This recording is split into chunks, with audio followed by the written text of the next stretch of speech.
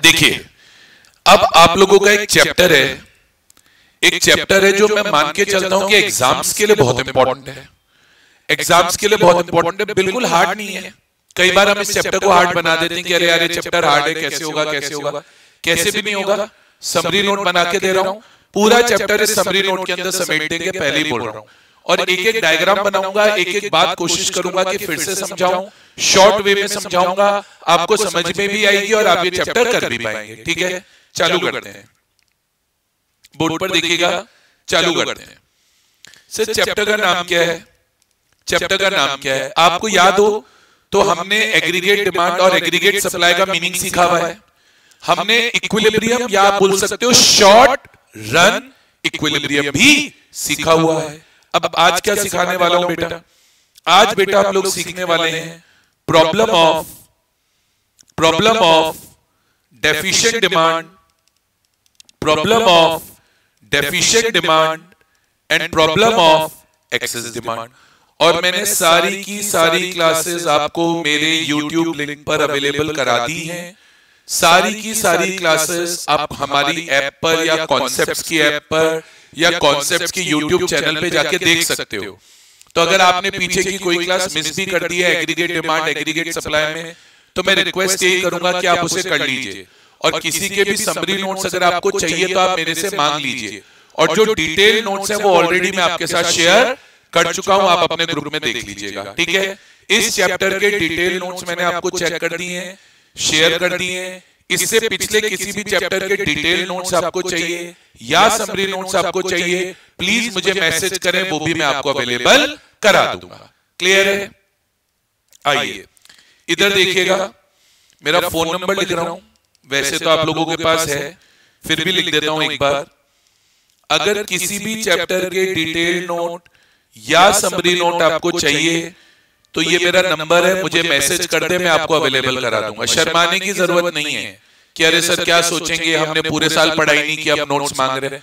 कुछ नहीं सोचेंगे, अभी पढ़ लो, कोई दिक्कत नहीं है। मुझे मैसेज कर देना, मैं आपको नोट्स भेज दूंगा। ठीक है, आइए स्टार्ट करते हैं।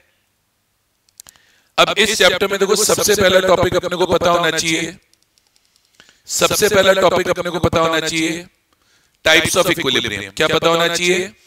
Types of equilibrium. अब देखो, इक्विलिब्रियम हम सब समझते हैं क्या है। इक्विलिब्रियम वो सिचुएशन है जहां पर एग्रीगेट डिमांड और एग्रीगेट सप्लाई इक्वल होते हैं। तो भाई इक्विलिब्रियम का मतलब हमें थोड़ी सीखना है। इक्विलिब्रियम का तो मतलब हमें पता है कि जहां पर एग्रीगेट डिमांड और एग्रीगेट सप्लाई इक्वल है वो सिचुएशन क्या है? इक्विलिब्रियम है। अपने को तो ये सीखना है, अपने को तो ये सीखना है कि इक्विलिब्रियम दो टाइप का होता है। कौन से दो टाइप का होता है सर?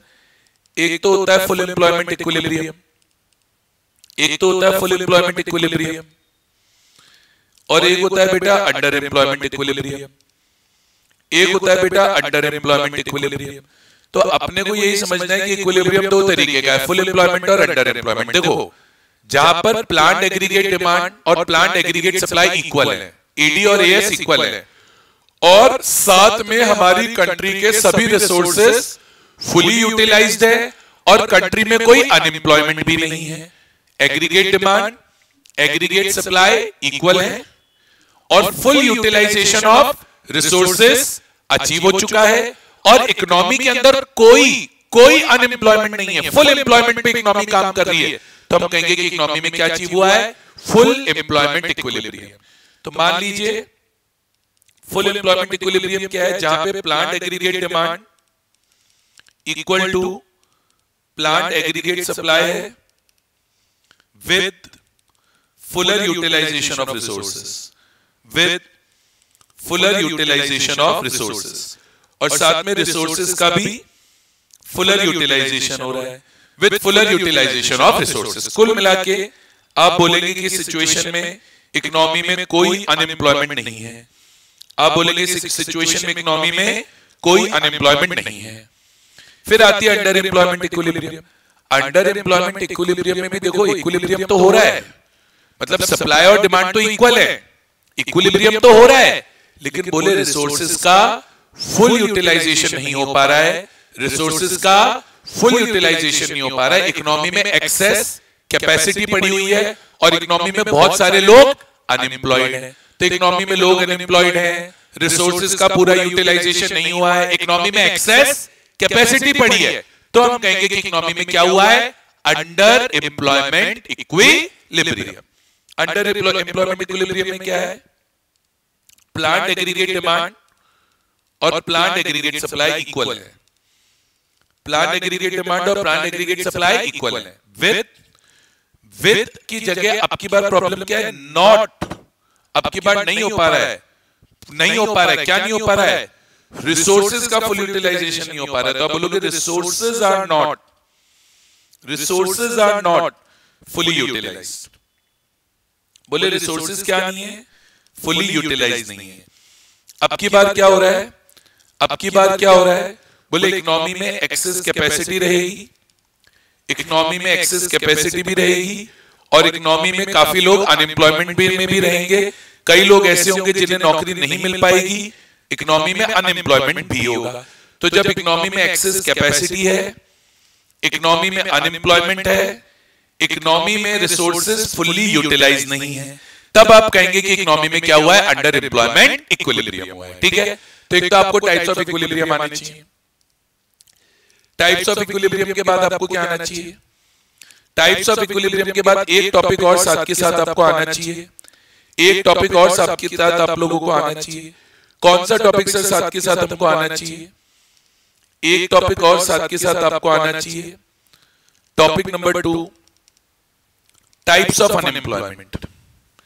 इकोनॉमी में टाइप्स ऑफ अनएम्प्लॉयमेंट क्या क्या है, टाइप्स ऑफ अनएम्प्लॉयमेंट भी बच्चों आपको आना चाहिए। तो देखो मैं टाइप्स ऑफ अनएम्प्लॉयमेंट में आपको क्या पढ़ा रहा हूं, थोड़ा फोकस करना।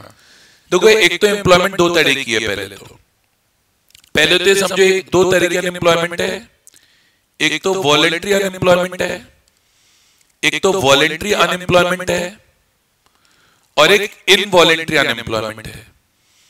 एक वॉलंटरी अनएम्प्लॉयमेंट है और एक इनवॉलंटरी अनएम्प्लॉयमेंट है। मैं तुम्हें एक चीज बता देता हूं, इकोनॉमिक्स में वॉलंटरी अनएम्प्लॉयमेंट की बात ही नहीं होती, इकोनॉमिक्स को मतलब नहीं है, इकोनॉमिक्स को वॉलंटरी अनएम्प्लॉयमेंट से मतलब नहीं है। वॉलंटरी अनएम्प्लॉयमेंट क्या है कि इकोनॉमी में काम अवेलेबल है, बंदा काम नहीं करना चाह रहा, बंदा खुद से काम नहीं करना चाह रहा, काम है, एक तो तय काम ही नहीं है, मैं क्या करूं।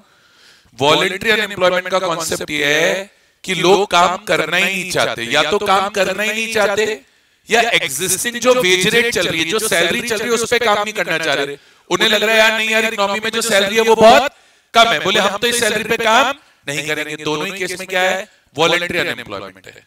तो वॉलंटरी अनएम्प्लॉयमेंट क्या है, वॉलंटरी अनएम्प्लॉयमेंट क्या है, बोलो it is a situation where people are not willing to work at all. It is a situation where people are not willing to work, people are not willing to work at all, or people are not willing to work, or people are not willing to work at existing wage rate। ये वो situation है जहां पे या तो लोग काम ही नहीं करना चाहते, जहां पे या तो लोग काम ही नहीं करना चाहते या काम करना चाहते हैं लेकिन उन्हें जो वेज रेट है वो ठीक नहीं लग रही इसलिए वो काम नहीं कर रहे। मतलब मैं अपनी मर्जी से काम नहीं कर रहा, काम है मैं अपनी मर्जी से काम नहीं कर रहा, वो वॉलंटरी अनएम्प्लॉयमेंट है। इनवॉलंटरी अनएम्प्लॉयमेंट ये है जो इकोनॉमिक्स में कंसीडर होती है कि हम काम करना चाहते हैं, हम एबल हैं, एबल मतलब केपेबल है काम करने के, और हम काम करना भी चाहते हैं लेकिन काम मिल नहीं रहा क्योंकि इकोनॉमी में काम है ही नहीं। मैं काम करना भी चाहता हूं, विलिंग भी हूं, एबल भी हूं, सब है, बस काम मिल नहीं पा रहा। That is involuntary unemployment। तो आपसे कोई पूछेगा involuntary unemployment क्या, तो आप क्या बोलोगे? It is a situation where people are willing and able to work but unable to find work but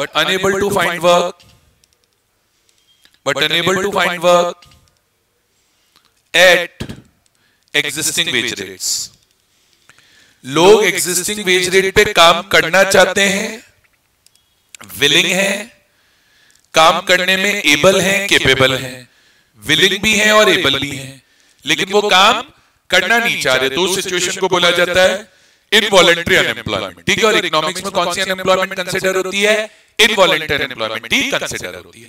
अब आपको सबसे इंपॉर्टेंट जो कॉन्सेप्ट अपने पेपर के लिए सीखना है, जो सबसे इंपॉर्टेंट कॉन्सेप्ट है जो आपको अपने पेपर में अपने एग्जाम्स में सीखना है, वो है बेटा फुल एम्प्लॉयमेंट का। किसका? फुल एम्प्लॉयमेंट का। अब आपसे कोई पूछे यार फुल एम्प्लॉयमेंट क्या होती है, आपसे कोई पूछे कि फुल एम्प्लॉयमेंट क्या होती है, अब क्या बोलोगे? फुल एम्प्लॉयमेंट क्या होती है? फुल एम्प्लॉयमेंट वो सिचुएशन है जहां पे हर वो बंदा जो काम करना चाहता है उसे काम मिल रहा है। अगर मैं काम करना चाह रहा हूं और मुझे काम मिल गया तो आप बोलेंगे कि इकोनॉमी में क्या हो गई? फुल एम्प्लॉयमेंट हो गई। बेसिकली फुल एम्प्लॉयमेंट क्या है? लेबर की सप्लाई और डिमांड बराबर है। जितनी लेबर की सप्लाई हो रही है उतनी डिमांड आ रही है। मतलब अगर 100 लोग काम करना चाह रहे हैं तो सप्लाई हो गई 100 लोगों की, और 100 लोगों की डिमांड भी है, 100 लोगों को काम मिल भी रहा है। तो जहां सप्लाई ऑफ लेबर और डिमांड ऑफ लेबर इक्वल है, और हर जो व्यक्ति काम करना चाहता है उसे काम मिल भी रहा है, तो आप बोलेंगे कि इकोनॉमी में क्या हो गई? फुल एम्प्लॉयमेंट हो गई। आप बोलेंगे it is a situation where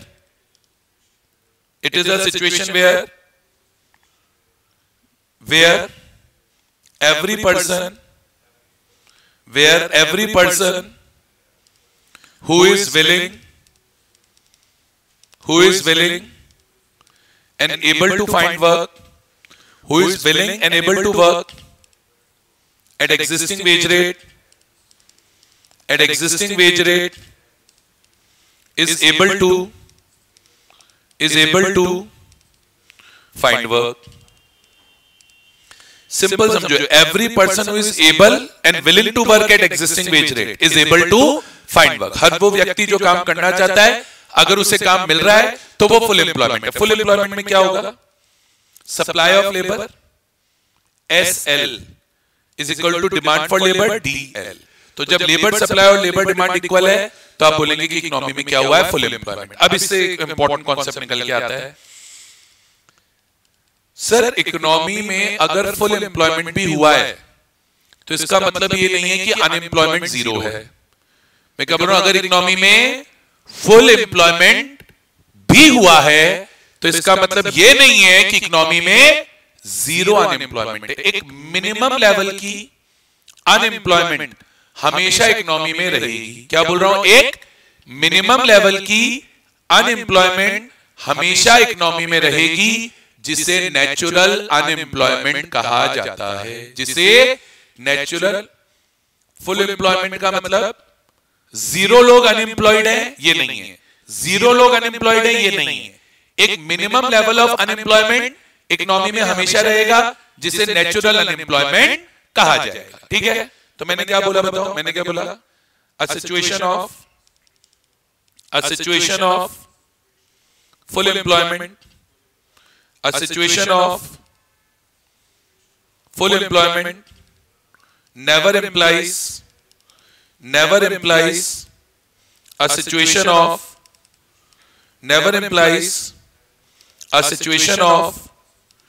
zero unemployment, never implies a situation of zero unemployment. There is always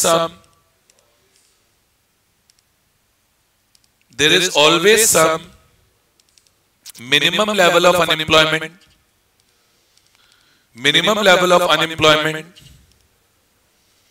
in the economy. There is always some minimum level of unemployment in the economy. It is called natural unemployment.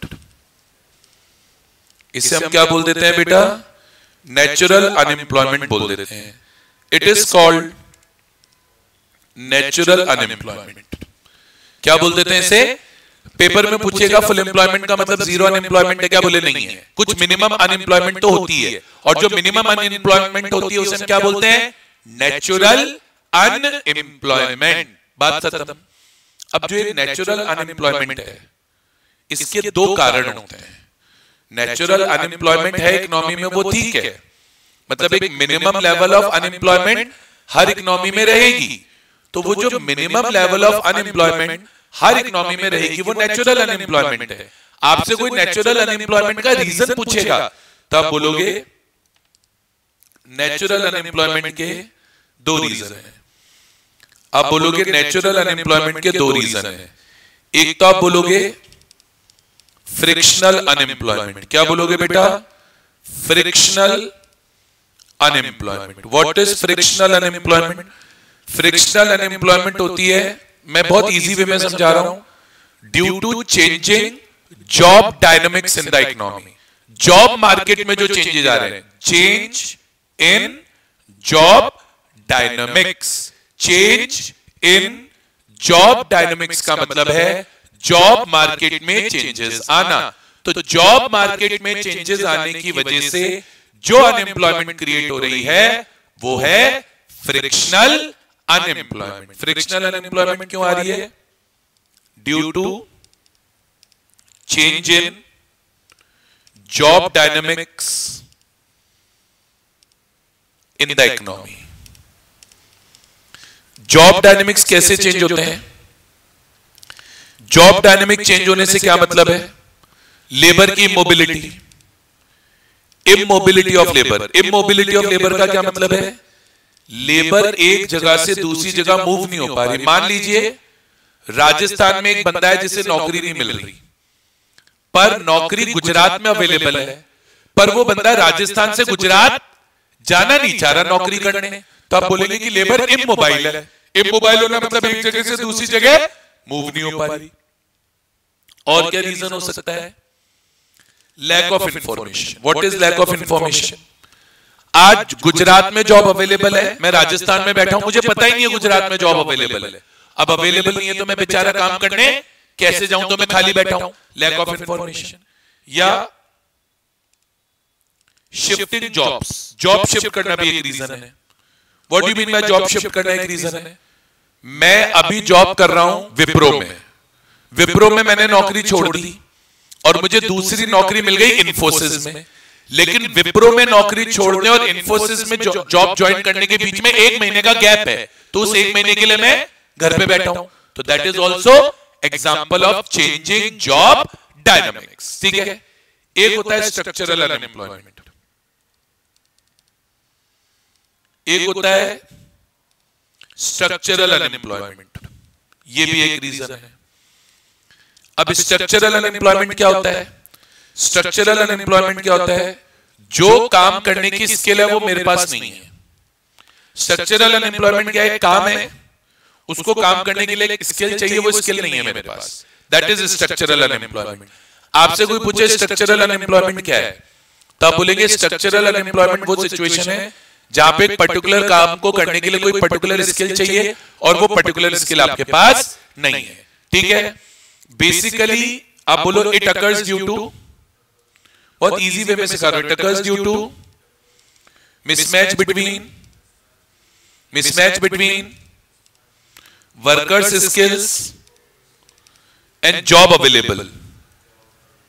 Market में जो job available है और जो worker की skills हैं उसमें अगर difference आया और उसकी वजह से आपको जॉब नहीं मिली और उसकी वजह से आपको जॉब नहीं मिली तो वो स्ट्रक्चरल अनएम्प्लॉयमेंट है। पता है स्ट्रक्चरल अनएम्प्लॉयमेंट क्यों होता है? स्ट्रक्चरल अनएम्प्लॉयमेंट होने का एक बहुत बड़ा कारण है change in technology. Technology change हो गई मार्केट में। मान लो मार्केट में नई तरीके की मशीनें आ गई, मेरे को वो नई तरीके की मशीनें चलाना ही नहीं आता। या एक और रीजन होता है change in demand pattern. Demand pattern change हो गया। मैं काम करता हूं एक फैक्ट्री में, वो फैक्ट्री बनाती है कंप्यूटर। क्या बनाती है? कंप्यूटर। अब मान लो मार्केट में धीरे धीरे कंप्यूटर की डिमांड खत्म हो गई और मार्केट में लैपटॉप की डिमांड आ रही है। कंप्यूटर की डिमांड तो खत्म हो गई और किसकी डिमांड आ रही है? लैपटॉप की डिमांड आ रही है। मुझे कंप्यूटर बनाना तो आता है, लैपटॉप बनाना नहीं आता। तो ये क्या हो गई? मिसमैच हो गई between workers skill and jobs available. तो इसकी वजह से जो अनएम्प्लॉयमेंट होती है वो होती है स्ट्रक्चरल अनएम्प्लॉयमेंट। तो नेचुरल अनएम्प्लॉयमेंट के आपको पेपर में 2 रीजन लिखकर आने हैं। नेचुरल अनएम्प्लॉयमेंट के आपको पेपर में 2 रीजन लिख के आने हैं, एक फ्रिक्शनल अनएम्प्लॉयमेंट और एक स्ट्रक्चरल अनएम्प्लॉयमेंट। बताइए यहां तक क्लियर है? तो फुल एम्प्लॉयमेंट अपने को समझ में आ गया, हमको वॉलंटरी अनएम्प्लॉयमेंट और इनवॉलंटरी अनएम्प्लॉयमेंट समझ में आ गया, हमें फुल एम्प्लॉयमेंट इक्विलिब्रियम और अंडर एम्प्लॉयमेंट इक्विलिब्रियम समझ में आ गया। अब एक्चुअल में चैप्टर चालू होगा, एक्चुअल में चैप्टर चालू होगा। एक्चुअल में हम इस चैप्टर में क्या पढ़ना चालू करेंगे? अब बेटा इस चैप्टर में हम सबसे पहले पढ़ना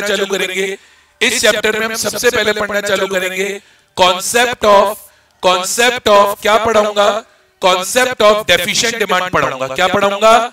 कॉन्सेप्ट ऑफ डेफिशिएंट डिमांड। देखो बड़ा इजी है, बड़ा इजी सा कॉन्सेप्ट है सर। जितनी डिमांड इकोनॉमी में फुल एम्प्लॉयमेंट को अचीव करने के लिए चाहिए, मान लीजिए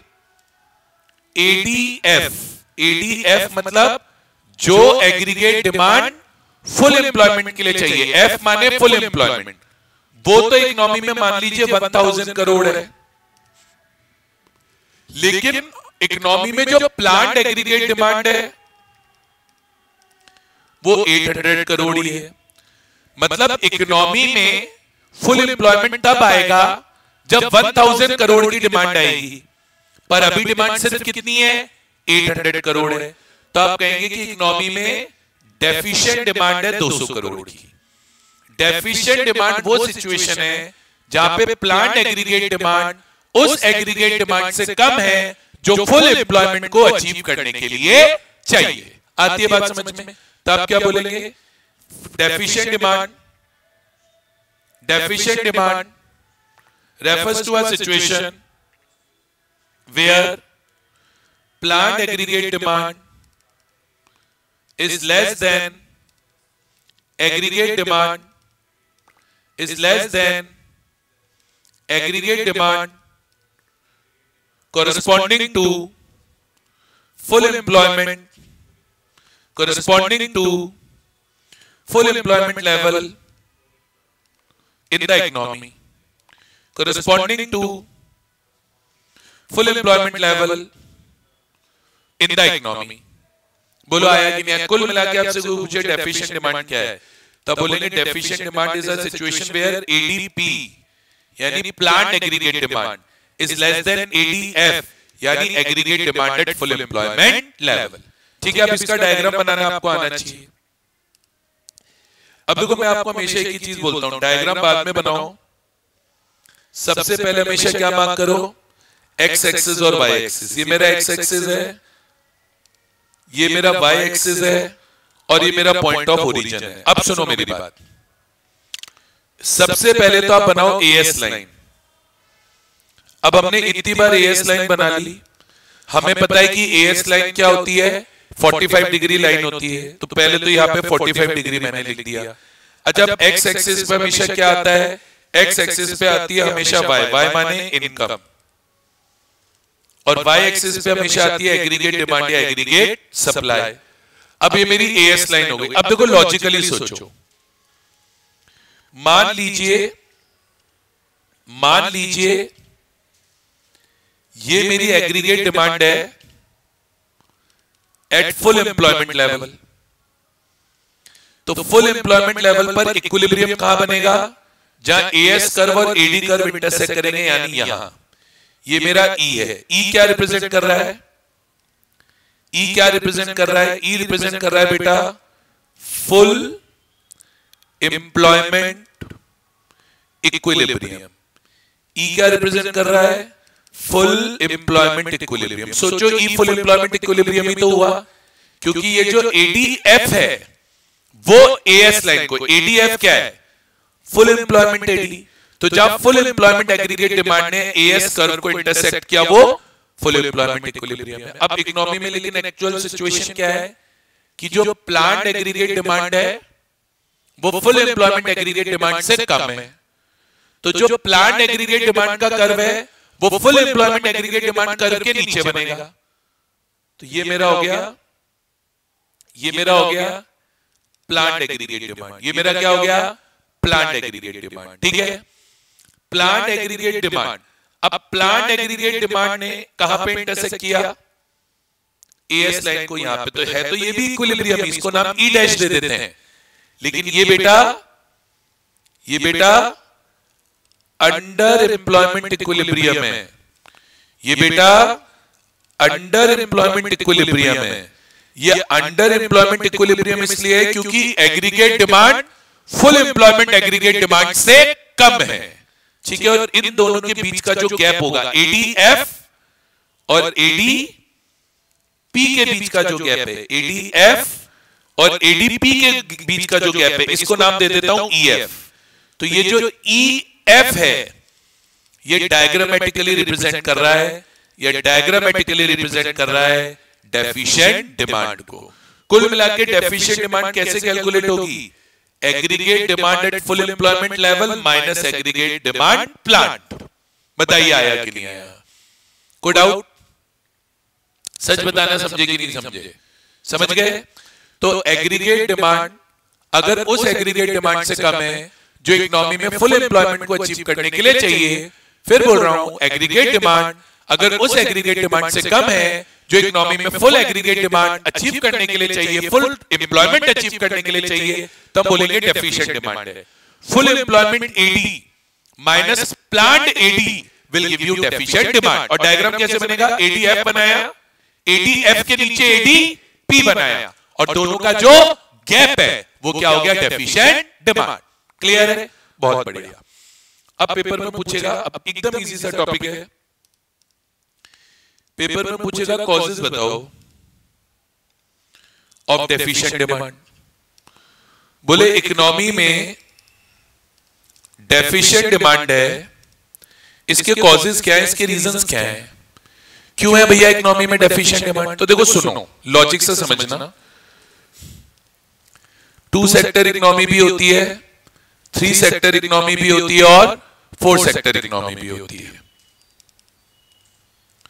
2 सेक्टर इकोनॉमी में 2 ही सेक्टर होते हैं, एक हाउस होल्ड और एक प्रोड्यूसर्स। 3 सेक्टर इकोनॉमी में 3 लोग होते हैं। कौन 3 लोग होते हैं 3 सेक्टर इकोनॉमी में? 3 सेक्टर इकोनॉमी में कौन 3 लोग होते हैं? 3 सेक्टर इकोनॉमी में कौन 3 लोग होते हैं? बताओ। 3 सेक्टर इकोनॉमी में हाउस होल्ड होता है, 3 सेक्टर इकोनॉमी में प्रोड्यूसर होता है और 3 सेक्टर इकोनॉमी में गवर्नमेंट होती है। और 4 सेक्टर इकोनॉमी में 4 लोग होते हैं। 4 सेक्टर इकोनॉमी में क्या होता है? हाउस होल्ड होता है, 4 सेक्टर इकोनॉमी में प्रोड्यूसर भी होता है, 4 सेक्टर इकोनॉमी में गवर्नमेंट भी होती है और एक होता है आरओडब्ल्यू रेस्ट ऑफ वर्ल्ड। अब सुनो मेरी बात, पेपर के अंदर जो क्वेश्चन पूछा जाएगा, पेपर के अंदर जो क्वेश्चन पूछा जाएगा वो ऐसे पूछा जाएगा, फिर बोल रहा हूं पेपर के अंदर जो क्वेश्चन पूछा जाएगा वो ऐसे पूछा जाएगा कि डेफिशिएंट डिमांड के कॉजेस बताइए 2 सेक्टर इकोनॉमी में या 3 सेक्टर इकोनॉमी में या 4 सेक्टर इकोनॉमी में। पेपर में क्वेश्चन ऐसे आएगा। तो अगर अपने से डेफिशिएंट डिमांड के रीजन पूछे जाए तो देखो लॉजिक से सोचो, हाउस होल्ड क्या करता है? सी। प्रोड्यूसर क्या करते हैं? आई। सी आई, सी आई। सी माने प्राइवेट कंजम्पशन एक्सपेंडिचर, आई माने प्राइवेट इन्वेस्टमेंट एक्सपेंडिचर। गवर्नमेंट क्या करती है? जी। जी माने गवर्नमेंट एक्सपेंडिचर और आरओडब्ल्यू से होता है इंपोर्ट एक्सपोर्ट, तो आरओडब्ल्यू का होता है एक्स माइनस एम। अब एग्रीगेट डिमांड क्या होती है? 2 सेक्टर इकोनॉमी में सी प्लस आई, 3 सेक्टर इकोनॉमी में सी प्लस आई प्लस जी और 4 सेक्टर इकोनॉमी में सी प्लस आई प्लस जी प्लस नेट एक्सपोर्ट्स यानी एक्स माइनस एम। अब सुनो, बहुत लॉजिकल है, मैं दोबारा नहीं पढ़ाऊंगा, मैं फिर बोल रहा हूं। डेफिशिएंट डिमांड तब होगी जब सी कम हो जाएगा या आई कम हो जाएगा या जी कम हो जाएगा या एक्स माइनस एम कम हो जाएगा। और एक्सेस डिमांड कब होगी? हम आगे जाके एक्सेस डिमांड भी पढ़ेंगे। तो एक्सेस डिमांड तब होगी जब सी ज्यादा हो जाएगा या आई ज्यादा हो जाएगा या जी ज्यादा हो जाएगा या एक्स माने एक्सपोर्ट ज्यादा हो जाएंगे या एम यानी इंपोर्ट कम हो जाएंगे, कम हो जाएंगे। एक्सेस डिमांड का बता रहा हूं। डेफिशिएंट डिमांड के लिए क्या होगा? सी कम होना होगा, आई कम होना होगा, जी कम होना होगा, एक्स कम होना होगा और एम बढ़ना होगा डेफिशिएंट डिमांड में। मतलब डिमांड कम क्यों है? क्योंकि ये चीजें कम हो रही है, सी कम हो गया, आई कम हो गया, जी कम हो गया, एक्स कम हो गया, या एम बढ़ गया। और डेफिशिएंट डिमांड के तो कारण ही है ना भाई, डिमांड क्यों नहीं आ रही इकोनॉमी में? क्योंकि सी नहीं आ रहा, आई नहीं आ रहा, जी नहीं आ रहा, एक्स नहीं आ रहा, या एम ज्यादा है। और एक्सेस डिमांड के लिए इसको उल्टा बोलना है, एक्सेस डिमांड के लिए इसका उल्टा बोलना है। समझ रहे हो कि नहीं समझ रहे? देखो मैं इसको लिखूंगा, ऐसा नहीं मैं नहीं लिखूंगा, लेकिन मैं आपको यही बोल रहा हूं, रटो मत, लॉजिक से सीखो। सी आई जी एक्स, ये चार तो बढ़ेंगे, ये चार तो बढ़ेंगे बढ़ेंगे, और एम कम होगा तो एक्सेस डिमांड। और सी प्लस आई प्लस जी प्लस एक्स कम होंगे और एम ज्यादा होगा, और एम ज्यादा होगा तो it will create deficient demand. नहीं आ रहा समझ में? नहीं आ रहा? आया? तो मैं क्या बोल रहा हूं बताओ। अब देखो इसको लिखता भी हूं, लिखूंगा, आप टेंशन क्यों ले रहे हो? ऐसा थोड़ी कि लिखूंगा नहीं, पर मैं तो चाह ही रहता कि लिखने की नौबत ना आए, आपको बिना लिखे ही समझ में आ जाए। अब सुनो, पेपर में 2 सेक्टर इकोनॉमी पूछेगा तो सी और आई समझाना, 3 सेक्टर पूछेगा तो सी आई जी समझाना, और 4 सेक्टर पूछेगा तो सी भी समझाना, ए भी समझाना, जी भी समझाना, एक्स भी समझाना, एम भी समझाना, और इसके अलावा एक फैक्टर और है जो मैं आपको बता दूंगा। ठीक है, यहां तक क्लियर है? देखो अब सबसे पहला है सर, डेफिशिएंट डिमांड होने का एक रीजन है, आप बोलोगे there can be deficient demand in economy due to reduction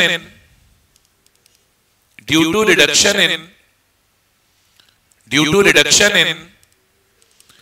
private consumption expenditure, या फिर आप लिखोगे there can be deficient demand in economy due to reduction in producer investment expenditure, private consumption expenditure C हो गया, producer investment expenditure आई हो गया। फिर आप एक और रीजन बोलोगे, there can be deficient demand due to reduction in government expenditure due to lack of funds. Government अपना खर्चा क्यों कम कर रही है? पैसे ही नहीं है, गवर्नमेंट के पास फंड्स ही नहीं है। क्लियर है? बोलो आया क्या? एक और पॉइंट क्या लिखोगे? There can be deficient demand due to fall in exports of the economy. और एक और रीजन क्या बोलोगे? There can be deficient demand due to increase in imports of the economy which is M। और फिर एक रीजन अलग से अपने को पेपर में लिखकर आना है, टैक्स रेट्स का बढ़ जाना। होता क्या है, अगर गवर्नमेंट टैक्स रेट बढ़ाएगी तो टैक्स रेट्स को काटने के बाद जो इनकम बचती है उसे बोलते हैं डिस्पोजेबल इनकम। तो अगर इंक्रीज इन टैक्स रेट होगी तो लोगों की डिस्पोजेबल इनकम कम हो जाएगी, और जब लोगों की इनकम कम हो जाएगी तो ऑब्वियसली बात है इकोनॉमी के अंदर एग्रीगेट डिमांड विल रिड्यूस। तब बोलोगे when tax rates are increased, when tax rates are increased, when tax rates are increased, it causes fall in disposable income. बताओ आया नहीं आया समझ में? ये सारी बातें आपको पेपर में समझानी पड़ेंगी अगर क्वेश्चन पुट अप होता है कॉजेज ऑफ डेफिशिएंट डिमांड में। तो आया समझ में? नहीं आया फटाफट बोलो यस और नो।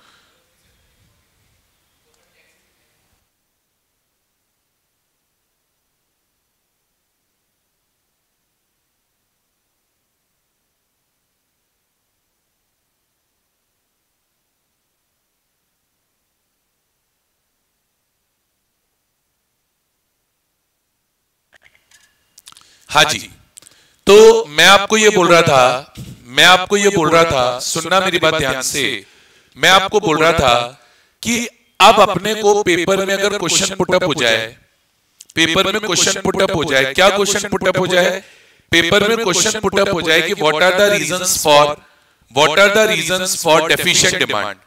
तो अगर पेपर में क्वेश्चन पुटअप हो जाए कि what are the reasons for deficient demand, तो आपको बताने पड़ेंगे डेफिशिएंट डिमांड के रीजन में सी, आई, जी, एक्स और एम।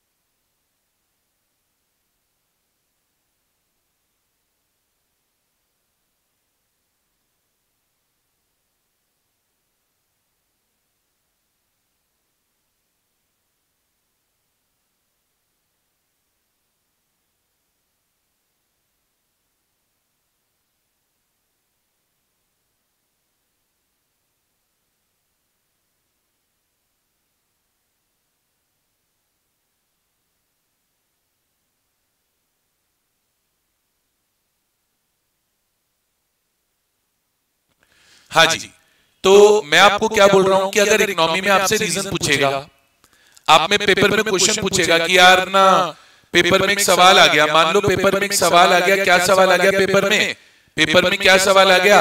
पेपर में सवाल आ गया कि भैया रीजंस बताओ। क्या बताओ? रीजंस बताओ। किसके रीजंस बताओ? डेफिशिएंट डिमांड के रीजंस बताओ। तो CIGX, ये तो CIGX तो फॉल हो रहे हैं, इंपोर्ट्स इंक्रीज हो रहे हैं, टैक्स रेट भी इंक्रीज हो रही है। अब याद रखना, 2 सेक्टर इकोनॉमी में सी और आई दो ही फैक्टर समझाओगे। 3 सेक्टर है तो CIG और टैक्स भी गवर्नमेंट ही लगाती है, तो 3 सेक्टर में टैक्स भी समझा दोगे। और अगर 4 सेक्टर इकोनॉमी है, सी भी आएगा, आई भी आएगा, जी भी आएगा, एक्स भी आएगा, टैक्स भी आएगा, एम भी आएगा, एक्स भी आएगा, फिर सारे फैक्टर आएंगे। समझ गए? बोलो यस और नो। यहां तक क्लियर है? आगे बढ़ जाऊं? चलो अब आगे चलते हैं। अब पेपर में जो मेरे हिसाब से इस टॉपिक का सबसे इंपॉर्टेंट क्वेश्चन है, मेरे हिसाब से अगर आप पूछोगे कि इस टॉपिक का सबसे इंपॉर्टेंट क्वेश्चन क्या है, तो मेरे हिसाब से सबसे इंपॉर्टेंट क्वेश्चन है consequences of deficient demand. Deficient demand के इफेक्ट्स क्या होंगे, कॉन्सिक्वेंसेस क्या होंगे। तो हमें सबसे ज्यादा अच्छे से क्या आना चाहिए बेटा? कॉन्सिक्वेंसेस ऑफ डेफिशिएंट डिमांड आनी चाहिए। देखो सिंपल है, सबसे पहला कॉन्सिक्वेंस तो इस डायग्राम से ही है। बोले अगर डिमांड डेफिशिएंट होगी तो इकोनॉमी कभी भी फुल एम्प्लॉयमेंट इक्विलिब्रियम अचीव नहीं कर पाएगी। जब डिमांड ही नहीं है भाई, फुल एम्प्लॉयमेंट इक्विलिब्रियम कब आएगा? जब एग्रीगेट डिमांड उतनी होगी। अभी तो डिमांड डेफिशिएंट है, डिमांड ही नहीं है। तो लॉ बोला अगर डिमांड ही नहीं है, लॉ बोला अगर डिमांड ही नहीं है, डिमांड ही डेफिशिएंट है, लॉ बोला अगर डिमांड ही नहीं है, डिमांड ही डेफिशिएंट है, तो इकोनॉमी के अंदर क्या पाएगा? इकोनॉमी के अंदर क्या पाएगा? बोले अंडर एम्प्लॉयमेंट इक्विलिब्रियम आ पाएगा, फुल एम्प्लॉयमेंट इक्विलिब्रियम नहीं आ पाएगा। तो पहला कॉन्सिक्वेंस डेफिशिएंट डिमांड का, पहला कॉन्सिक्वेंस डेफिशिएंट डिमांड का पेपर में क्या समझाएंगे कि ड्यू टू डेफिशिएंट डिमांड, बोलो due to deficient demand producers will not be able to fully utilize their resources, which will lead to under employment equilibrium। बोलो आया? तो पहला कॉन्सिक्वेंस क्या होगा? डेफिशिएंट डिमांड का पहला कॉन्सिक्वेंस क्या होगा कि बोले इकोनॉमी में क्या आएगी?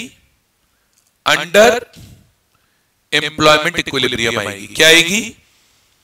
Under employment equilibrium.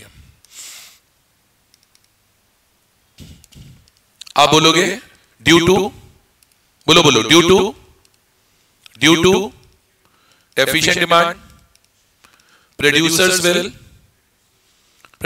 will not be able to fully utilize their resources, will not be able to fully utilize their resources, leading to underemployment equilibrium. Leading to underemployment equilibrium. पहला consequence clear है. दूसरा consequence क्या होगा? बोले economy में deflationary gap आ जाएगा. क्या आ जाएगा इकोनॉमी में? डिफ्लेशनरी गैप आ जाएगा. बोले इकोनॉमी में डिफ्लेशनरी गैप आ जाएगा, या बोलोगे इकोनॉमी में डिफ्लेशनरी स्पाइरल हो जाएगा, या आप इसे बोल सकते हो लो इक्विलिब्रियम ट्रैप. क्या बोल सकते हो? लो इक्विलिब्रियम ट्रैप. समझा रहा हूं ये, समझा रहा हूं ये. इधर देखो सर, डिफ्लेशनरी गैप आना, डिफ्लेशनरी स्पाइरल आना, या लो इक्विलिब्रियम ट्रैप का मतलब है कि इकोनॉमी एक विशियस सर्कल में, एक दलदल में फंस जाएगी. किस दलदल में फंस जाएगी? डेफिशिएंट डिमांड के. और इस दलदल से निकलना बहुत ज्यादा मुश्किल हो जाएगा. मतलब डिमांड कम पे कम होती ही जाएगी. ऐसा कैसे कि डिमांड कम पे कम होती जाएगी? समझो. अभी प्रॉब्लम क्या है? इकोनॉमी में डेफिशिएंट डिमांड है, यानी लो एग्रीगेट डिमांड है. लो एग्रीगेट डिमांड होगा तो प्रोड्यूसर्स पैसा इन्वेस्ट ही नहीं करेगा बिजनेस में. डिमांड ही नहीं है इकोनॉमी में. मैं क्यों जाके प्लांट मशीनरी लगाऊंगा, फैक्ट्री लगाऊंगा, इन्वेस्टमेंट करूंगा? तो लो डिमांड होने की वजह से लो इन्वेस्टमेंट होगी. लो इन्वेस्टमेंट होगी तो प्रोडक्शन भी कम ही होगा. फिर तो लो आउटपुट आएगा. लो आउटपुट आएगा, प्रोडक्शन ज्यादा नहीं होगा, तो लोगों को इनकम भी कमी आएगी यार. तो लो इनकम आएगी, लो इनकम आएगी, और लो इनकम आने की वजह से लो एग्रीगेट डिमांड आएगी. सोचो सर्कल हो गया ये. डिमांड कम थी इसलिए इन्वेस्टमेंट कम हुई, इन्वेस्टमेंट कम हुई इसलिए आउटपुट कम आया, आउटपुट कम आया तो लोगों की इनकम कम हुई, और जब इनकम ही कम है तो डिमांड तो कम ही होगी. फिर वही साइकिल हो गई. डिमांड नहीं है इसलिए इन्वेस्टमेंट नहीं है, इसलिए आउटपुट नहीं है, इसलिए इनकम नहीं है, इसलिए डिमांड नहीं है, so on and so fourth. तो इकोनॉमी एक विशियस सर्कल में फंस जाएगी. इकोनॉमी एक विशियस सर्कल में फंस जाएगी, और इसी विशियस सर्कल को बोला जाता है या तो डिफ्लेशनरी गैप बोल लो, या डिफ्लेशनरी स्पाइरल बोल लो, या this can be called low equilibrium trap. बताइए आया नहीं आया ये समझ में? और डिफ्लेशनरी गैप मेजर कैसे होता है? आप बोलना डिफ्लेशनरी गैप मेजर कैसे होगा? डिफ्लेशनरी गैप फुल एम्प्लॉयमेंट पे जो एडी और प्लांट एडी का डिफरेंस कर लो, तो आप बोलो deflationary gap is measured as a difference between aggregate demand at full employment level and plant aggregate demand. ये ADF और ADP का डिफरेंस है. किसका? ADF और ADP का डिफरेंस है. बेसिकली यही तो डिफ्लेशनरी गैप है. ये जो हमने डायग्राम बनाया था इसमें ADF और ADP का जो ये डिफरेंस है, ये वाला, यही तो क्या है आपका? डिफ्लेशनरी गैप है. बोलो आया? डेफिशिएंट डिमांड बनानी हो, डिफ्लेशनरी गैप दिखाना हो, यही डायग्राम बनना है. एडीएफ और एडीपी का डिफरेंस है डिफ्लेशनरी गैप. बोलो आया? क्लियर है? और देखो अब तो बड़े लॉजिकल है. दो कॉन्सिक्वेंस और हैं. एक तो अंडर एम्प्लॉयमेंट इक्विलिब्रियम आएगा, एक इकोनॉमी में लो इक्विलिब्रियम ट्रैप आएगा, और दो चीजें बड़ी है इजी. इकोनॉमी में अनडिजायर्ड स्टॉक बिल्डअप हो जाएगा. सोचो डिमांड ही नहीं है, तो प्रोड्यूसर जितना माल बनाएगा उतना माल बेच नहीं पाएगा, और जितना माल बनाएगा उतना माल नहीं बेच पाएगा, तो it will lead to undesired stocks. It will lead to undesired stocks. ठीक है? तो आप बोलोगे producers will not be able to sell all that they plan to produce,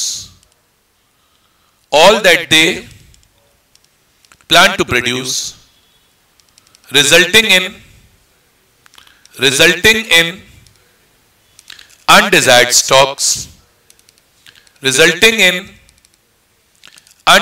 stocks, और फोर्थ पॉइंट क्या लिखोगे? Loss of profits. Fourth point क्या लिखोगे? Loss of profits. Loss of profits में क्या लिखोगे?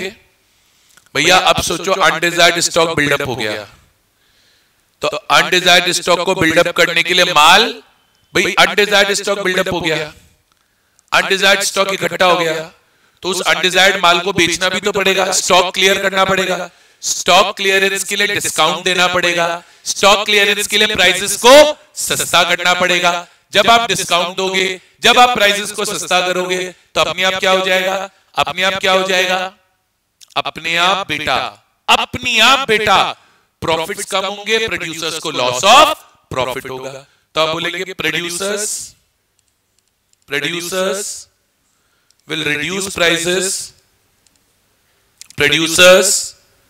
will reduce prices to clear undesired stocks,